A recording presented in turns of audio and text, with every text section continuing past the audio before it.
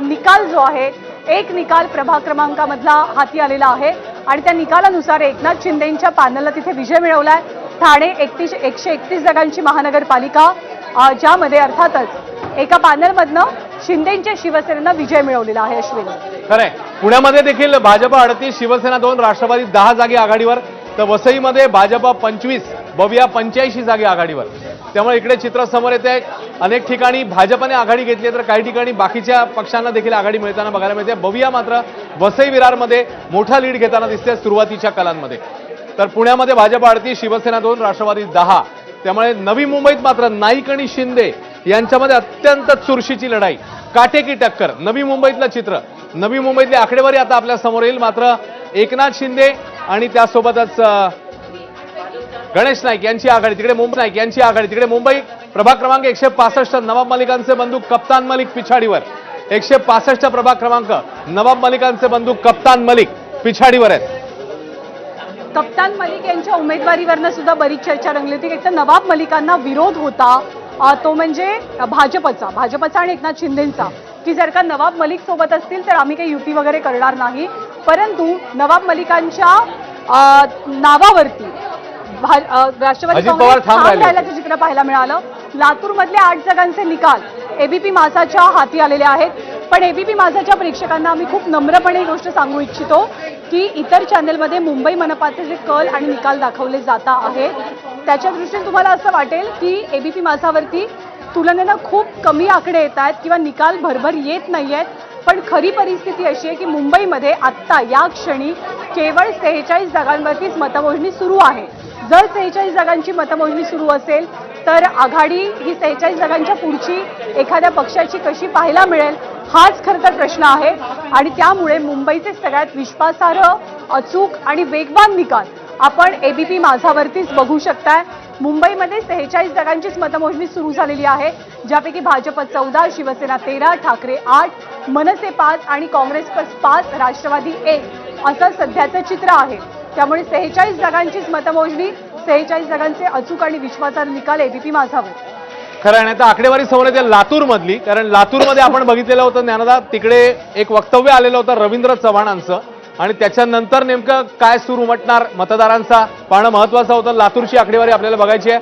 तर पुण्यामध्ये गजा मारणेची पत्नी जयश्री मारणे पिछाडीवर। पुण्यामधली अपडेट, गजा मारणे याच्या उमेदवारीवरनं पत्नीच्या बरीच चर्चा झालेली होती, मात्र त्यांची पत्नी पिछाडीवर आहे। लातूरमध्ये 8 जागांचे निकाल माझाच्या हाती आले आहेत। लातूरमधली अपडेट, भाजप आणि काँग्रेस 4-4, त्यामुळे लातूरमध्ये देखील टफ फाईट दिसते। भाजप 4, काँग्रेस 4। अहिल्यानगर, भाजपचे 4 उमेदवार विजयी।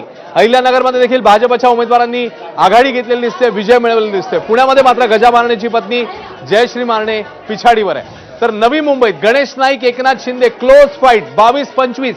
सध्याच्या घडीला शिवसेनेने आघाडी घेतली आहे 25 ठिकाणी, एकनाथ शिंदेंची शिवसेना। नवी मुंबईत आघाडीवर 22 ठिकाणी, भाजप आघाडीवर 25-22 सध्याचं चित्र। Close fight, neck and neck fight. बघूया आता पुढच्या काही तासांमध्ये काय निकाल येतो। ठाणे भाजप 8, शिवसेना 10, राष्ट्रवादी 2 ठिकाणी आघाडीवर। तर नांदेडमध्ये भाजपची मोठी आघाडी आहे। भाजप 26 जागांवरती आघाडीवर आहे आणि अर्थातच अशोक चव्हाण यांच्यावरती मोठी जबाबदारी होती। अहिल्यानगरमध्ये भाजपचे 4 उमेदवार हे विजयी झालेत। पुण्यामध्ये गजा मारणेची पत्नी जयश्री मारणे हिची पिछाडी।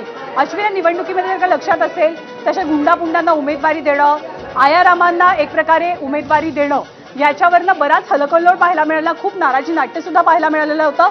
सांगलीमध्ये काय होतं तर सांगलीमध्ये भाजप 6, शिवसेना 1 आणि काँग्रेस 7 जागांवरती आघाडीवर असल्याचं चित्र आपल्याला दिसतं। अहिल्यानगरमध्ये भाजपचे 4 उमेदवार विजयी झालेले आहेत। आतापर्यंतचे बहुतांश निकाल हे राज्यातल्या 29 महानगरपालिकातले हे भाजपच्या बाजूने, ज्यामध्ये इचलकरंजी, ज्यामध्ये कोल्हापूर आहे, ज्यामध्ये नागपूर आहे, ज्यामध्ये भिवंडी आहे आणि आता अहिल्यानगर सुद्धा आपल्याला पाहायला मिळत आहे। लातूरमध्ये 8 जागांचे निकाल माझाच्या हाती आलेले आहेत। भाजप 4 जागांवर आणि काँग्रेस 4 जागांवरती विजयी झाल्याचं चित्र लातूरमध्ये पाहायला मिळत आहे। ठाण्यामध्ये राष्ट्रवादी शरदचंद्र पवार पक्षाची 5 जागांची आघाडी आहे, तर एकनाथ शिंदे यांच्या शिवसेनेची एक पॅनल सुद्धा निवडलं आहे। इतर 3 ठिकाणी त्यांनी आघाडी घेतली आहे। भिवंडीमधली अपडेट, कोणार्क विकास आघाडी 4 जण विजयी झालेले आहेत। भिवंडीमधली अपडेट, कोणार्क विकास आघाडीचे 4 जण जिंकलेले आहेत। तेव्हा भिवंडीमधला हा निकाल समोर आलेला आहे। नांदेडमध्ये 26, भाजप काँग्रेस 10, शिवसेना 10 सध्याची स्थिती। ठाण्यामध्ये भाजप 8, शिवसेना 10, राष्ट्रवादी 2 जागी आघाडीवर. आणि आता आकडेवारी आणखी समोर कोणती येते ते आपण बघतोय. मात्र सध्याच्या घडीला आकडे झपाट्याने बदलतायत, वेगाने बदलतायत. वसई विरार महानगरपालिकेचं काय चित्र ग्राफिकच्या माध्यमातून आपण समजून घेऊया. वसई विरार महानगरपालिकेमध्ये भाजप 26 जागांवरची भाजपची आघाडी आहे. तर सर्वाधिक आघाडी जी आहे ती बहुजन विकास आघाडीची आहे. बहुजन विकास आघाडीसोबत मनसे सुद्धा आहे. 4 जागांवरती मनसेनं निवडणूक लढवली आहे. बहुजन विकास आघाडीची गाडी वसई विरारमध्ये सुसाट सुटली आहे. अहिल्यानगरमध्ये भाजपचे 4 उमेदवार विजयी झाले. मुंबईचा प्रभाग क्रमांक 2 तेजस्वी घोसाळकर घेऊन निवडणूक लढवत आहेत. अगदी ऐन वेळेला त्या ठाकरेंच्या शिवसेनेतनं भाजपमध्ये दाखल झाला आणि तेजस्वी घोसाळकर यांची आघाडी सुरुवातीच्या काही कलांमध्ये आपल्याला पाहायला मिळते. सांगलीमध्ये 19 जागांचे कल हाती आले. 78 पैकी ज्यापैकी 6 भाजप, शिवसेना 1, राष्ट्रवादी 4 असं चित्र आपल्याला पाहायला मिळतं आहे.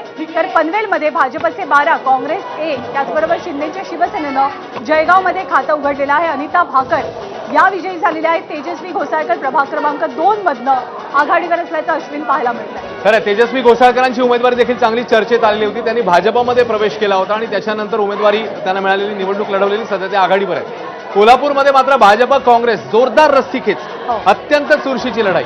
भाजप 22, काँग्रेस 26. सध्याच्या घडीला काँग्रेस 4 पेक्षा जास्त, 4च्या फरकाने किंबहुना पुढे आहे. मात्र जोरदार रस्सीखेच जी आहे ती काँग्रेस आणि भाजप कोल्हापूरमध्ये बघायला मिळते. जळगावमध्ये शिंदेच्या शिवसेनेने खातं उघडलंय.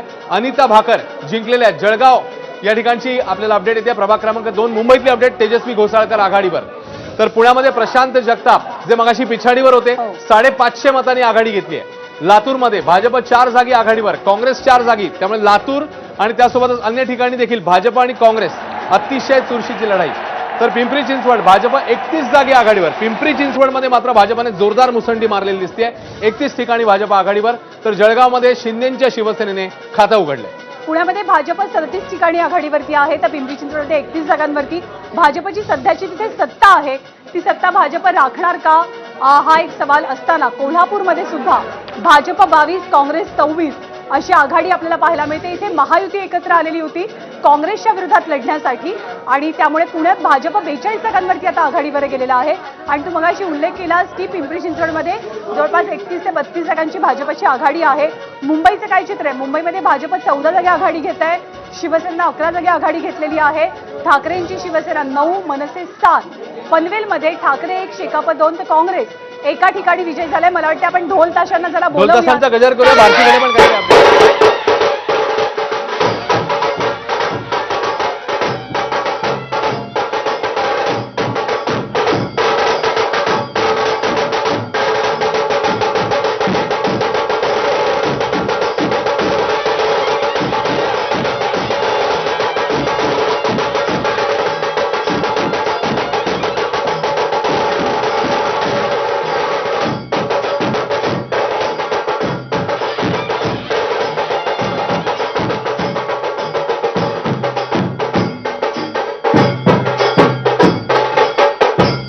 तर ढोलताशे वाजलेले आहेत. काही ठिकाणचे निकाल समोर आले आहेत. भारती सांगेल. आणखीन एक महापालिका आपल्याला क्लिअर होताना दिसते. ती आहे जळगाव महापालिका. जळगाव महापालिकेमध्ये 40 जागी आत्ता भाजपचे उमेदवार आघाडीवर आहेत. त्यांचा मॅजिक फिगर 38 आहे आणि आता 40 जागी आघाडीवर. त्यामुळे सत्ता येताना दिसते आपल्याला. अर्थात हे कल आहे, थोड्या वेळात निकाल स्पष्ट होणारच आहे. मात्र आणखीन एक महापालिका क्लिअर झालेली आपल्याला दिसते. खरं आहे. त्याच्यामुळे मगाशी 2 महापालिकांचं चित्र समोर आलेलं होतं आणि आता 3री महापालिका जळगाव भाजपने जोरदार मुसंडी मारली. तर कोल्हापूर मात्र पुन्हा एकदा फाईट बघायला मिळते. भाजप 22, काँग्रेस 26. जळगाव भाजप 40, शिवसेना 17. जळगावमध्ये भाजप थेट मुसंडी मारते. तर कोल्हापूरमध्ये मात्र नेक अँड नेक फाईट, अतिशय चुरशीची लढाई. भिवंडी कोणार्क विकास आघाडीचे 4 जण विजयी. तर इतर ठिकाणी मात्र चित्र बदलताना दिसतंय. मुंबईतलं चित्र त्यांना पुन्हा एकदा आकडेवारी बदलते.